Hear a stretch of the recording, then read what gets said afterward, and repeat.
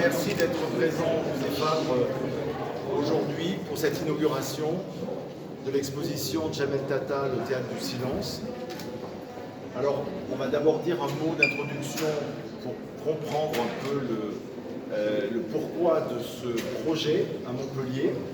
En cette fin d'année 2022, après avoir présenté ici même au Musée Fabre pendant l'exposition estivale Le voyage en Italie de Louis Gauffier, qui aujourd'hui d'ailleurs exposition présentée au musée de Poitiers et qui est toujours en cours, nous avons choisi de présenter pour notre exposition d'hiver et jusqu'au printemps 2023 cette exposition qui n'est pas à proprement parler une rétrospective, mais qui, à travers une quarantaine de toiles, essaye d'explorer les grandes problématiques de l'œuvre de Jamel Tata. Donc c'est quelque chose d'un peu particulier, d'un peu nouveau. Il a déjà eu beaucoup d'expositions tout au long de son parcours de peintre ces dernières décennies, mais celle-ci vraiment à travers 5 grandes sections, 5 grandes problématiques que vous allez découvrir tout au long du parcours.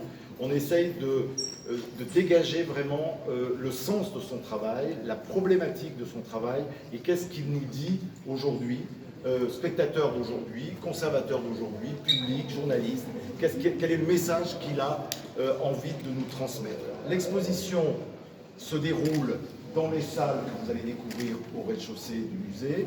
Elle est éclatée en 2 autres lieux en plus de l'exposition. D'abord le hall Burel, où nous sommes ici, avec une sélection de cette toile répétitive qui fait partie d'un ensemble de 21 toiles. Il y en a d'autres d'ailleurs qui sont présentées dans l'exposition avec ce code couleur très particulier de rouge, de bleu et de jaune derrière moi.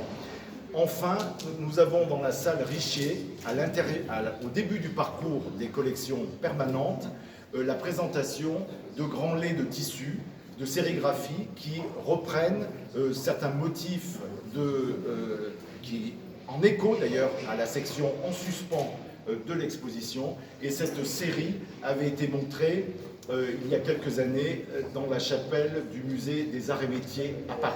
Et nous avons souhaité donc l'installer dans cette cour intérieure, puisque évidemment la hauteur de plafond nous y invitait.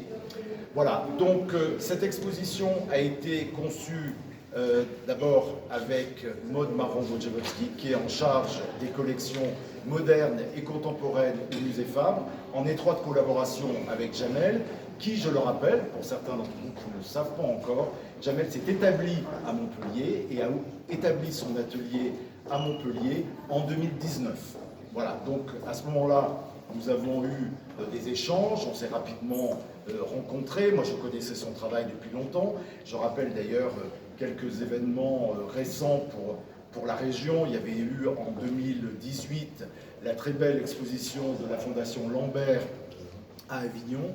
Éric Mézil avait mis en dialogue les œuvres de Jamel avec certaines œuvres anciennes et abstraites de la collection. Donc ça, c'était le dernier événement important, en tout cas dans le Sud. Voilà.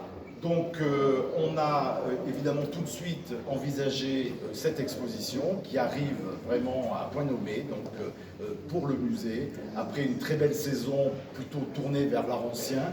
Là, au contraire, on est vraiment dans l'art contemporain pendant tout l'hiver 2022-2023.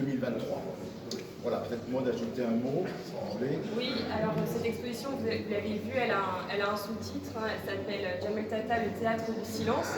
Donc il y a eu ce choix fait de, en effet, mettre au centre du projet la question de la théâtralité. Donc on va en revenir plus en détail tout au long du parcours. Mais dès l'entrée de l'exposition, qui est en 5 sections, vous allez voir dans une scénographie qui est très épurée. Il y a aussi une véritable mise en scène des œuvres elles-mêmes, des dialogues, avec aussi une scénographie assez ouverte qui permet en fait des renvois de tableaux très anciens des années 80 jusqu'à des œuvres très récentes qui ont été conçues en vue de cette exposition, réalisée, finalisée il y a quelques mois à peine. Et ce titre, le théâtre du silence, fait écho à une compagnie de danse qui dans les années 70 s'était intitulée de cette manière-là et avait vu passer une des premières compagnies chorégraphiques françaises de danse contemporaine établies et qui avait mis cette notion, la notion de la théâtralité du silence au cœur aussi de son travail chorégraphique et qui avait vu passer les plus grands chorégraphes à l'instar de Maurice Béjart notamment. Donc vous allez voir, c'est peut-être un peu inhabituel comme scénographie par rapport à ceux qui, pour les habitués du musée Fabre, avec cette ouverture et ce côté très épuré. On va rentrer dans la première section, vous allez voir qu'il y a un sas avec beaucoup d'informations qui est assez dense. Je vous invite à revenir, parce que là on est trop nombreux pour observer ce qui est montré. Il y a notamment un film d'une quinzaine de minutes qui a été réalisé par la réalisatrice Saoussen Tata, qui est aussi la fille de l'artiste et qui permet aussi de donner un regard très sensible sur cette production, où on voit Jamel à son atelier, mais également au musée, et puis également au sein de l'espace de la ville de Montpellier. Et en regard de ce film, il y a 3 diaporamas.